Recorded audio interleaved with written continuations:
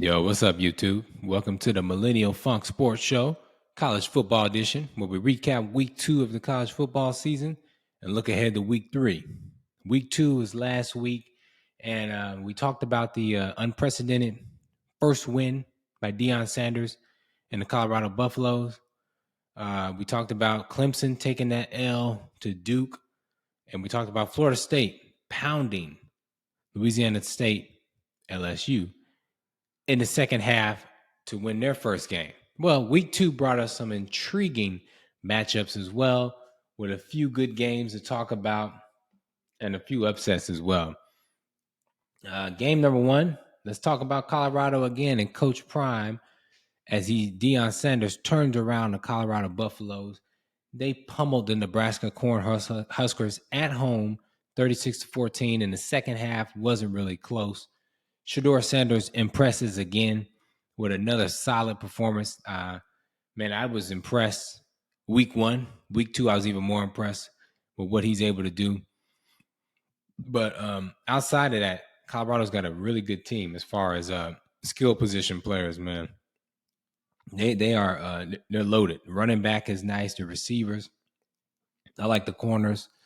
The corner and the receiver and Travis Hunter still going out there and playing almost 100 plays or over 100 plays. I am impressed with what Colorado has done. They've already doubled their win total from last year. Deion's brought a lot of attention and a lot of hype to that school, but the credibility has been placed upon that school as well.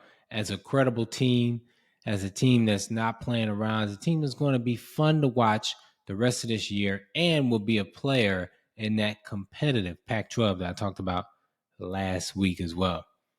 Notre Dame destroyed North Carolina State 45-24. Notre Dame is just looking like they're going to be a tough out this year. Pretty solid team for 2023. I know they hadn't played great competition, but I'm kind of I got to admit I'm impressed with what Notre Dame has been, and it's like I said, not great competition, but I'm impressed with what Notre Dame is bringing to the table this year. I'm pulling up their schedule so I can see where the challenge might present itself in 2023. They beat Navy, they beat Tennessee State, as I said, not difficult at all, and they beat North Carolina State, the Wolfpack. So they're next week they play Central Michigan, and then the following week is the game, the test, probably the game of that week, week 5, Ohio State at Notre Dame. That'll be 2 top 10 ranked teams going against one another, and it'll be a challenge. They finish off September with a matchup with Duke. Whoo! And Duke looks pretty good this year as well, so that'll be entertaining. It'll be after that Louisville on October 7th, and then another challenge, USC. Whoo! October 14th at Notre Dame. They have a week off, and then October 28th, they play Pittsburgh. And then going into November at Clemson, another week off, at home versus Wake Forest, and then at Stanford. So it doesn't get much easier for Notre Dame coming up. But what I'm circling is the Ohio State matchup, the Duke matchup, the USC matchup, and I'm still interested in the Clemson matchup as well. So pretty good schedule ahead for Notre Dame coming up. And we'll see what the challenges lay as they try and make their bid for the college football playoff. Utah remains undefeated by going to Baylor and beating a Baylor team which had lost the week before to Texas State. Pretty embarrassing too. But Utah showing that they have a pretty good year, or trying to have a pretty good year again, the defending Pac-12 champions. Let's take a look at Utah's schedule and see who they got coming up.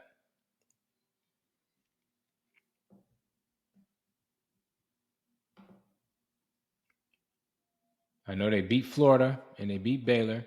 Weber State is on deck this week. Then they have UCLA at home, At Oregon State. That's going to be a good one. That looks like that's going to be on a Friday night. At home versus Cal. Then October 21st and October 28th. October 21st at USC. And then October 28th at home versus Oregon. They head into November facing Arizona State at home, at Washington, Arizona at home, and they finish up with Arizona on the road, and they finish up at home with a matchup with Deion Sanders' Colorado team. Another pretty challenging schedule for Utah. Let's see how that team reacts to that and react to how the college football season is going to go. Let's see. Who else played last week that I thought was interesting? Oh, of course. The Miami Hurricanes versus the Texas A&M Aggies. I thought that game would show Miami just how strong they are. And it looks like Miami was up for the test as they beat Texas A&M 48-33. It wasn't even really competitive in the second half. They imposed their will on them. Miami looked faster. They looked stronger. And they looked like they had the better coaching going on as well.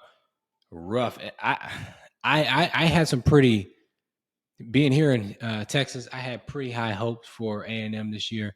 Now I'm starting to think it might tumble for them. Let's take a look at Miami's schedule real quick. Coming up. So they got, they beat A&M. They beat Miami of Ohio the week before. Bethune-Cookman's coming up. That should be a fairly easy game. At Temple, at home versus Georgia Tech, 2 winnable games. The challenge comes October 14th at North Carolina. Then at October 21st, home for Clemson.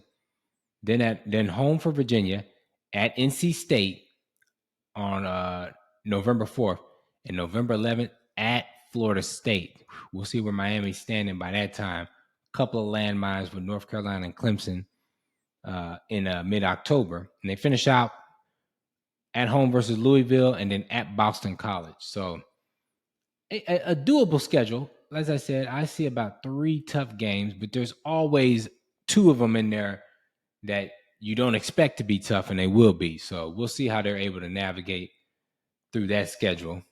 But yeah, Miami looks pretty good this year. I'm not going to overreact to the win, but I did like what I saw from them to stand up to that challenge which was Texas A&M, and pretty much it wasn't even a game. UW stays undefeated with a blowout of Tulsa. UW being the Washington Huskies. North Carolina, Appalachian State. What did I say last week? I said circle that game because it was going to be a close one. I didn't think Appalachian State would win, but I said it wasn't going to be an easy game, and it was not at all an easy game. Appalachian State is they are incredible when it comes to playing up to competition. North Carolina won 40-34 in an overtime game. Had to go to overtime to get rid of them at home. So Appalachian State is if they're on your schedule, man, it's going to be a game. Just know that. The Oklahoma Sooners remain undefeated, beating SMU. Duke remain undefeated by beating Lafayette. Oregon going on the road at Texas Tech. Close game. It was a close game throughout.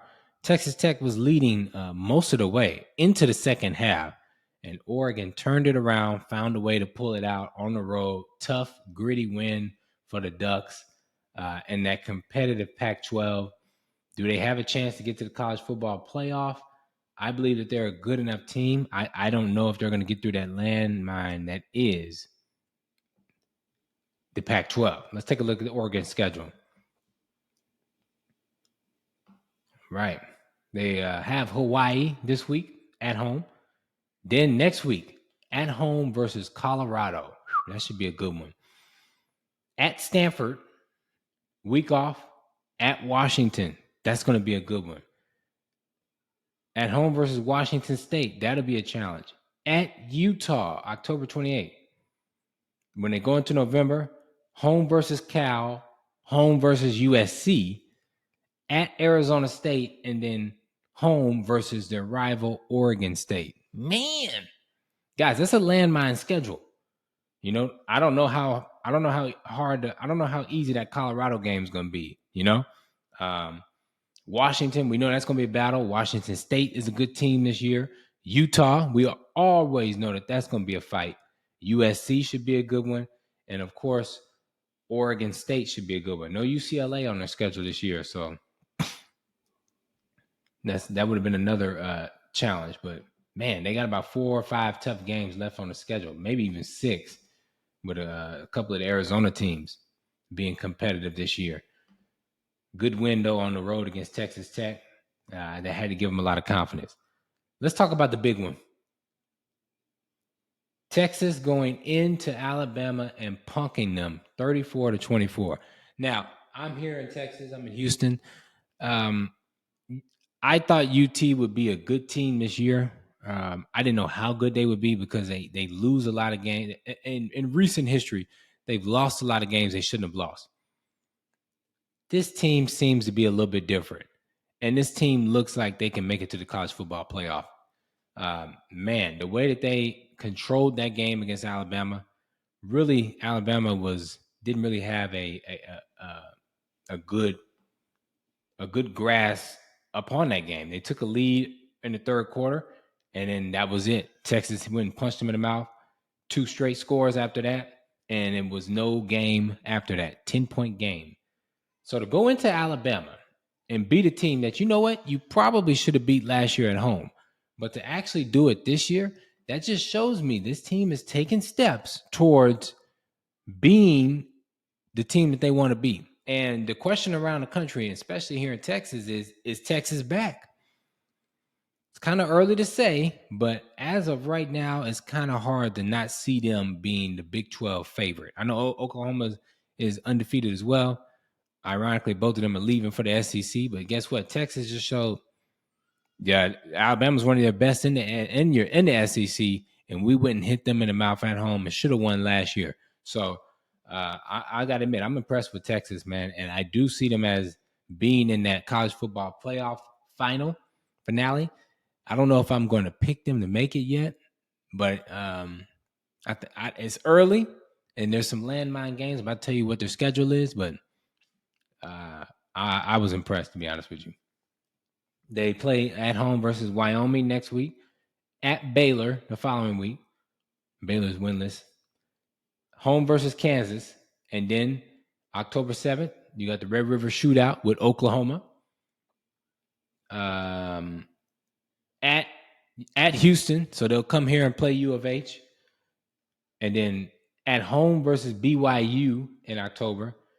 Then we got on the road at home versus Kansas State, on the road versus TCU, on the road versus Iowa State, and then at home versus Texas Tech. So some challenging games coming up for UT, but I don't know if they won't be able to weather that storm. I think that they will. This team looked pretty impressive. Quinn Ewers impressed the heck out of me, as he did last year in that Alabama game. He looks even more seasoned this year.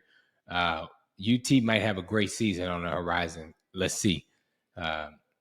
Texas fans, a lot of them are here in Houston. Your team looked pretty good. I will give you that. All right, let's look ahead to week 3. Let's see what the schedule comes in this week. Not a strong week. Next week will be even better.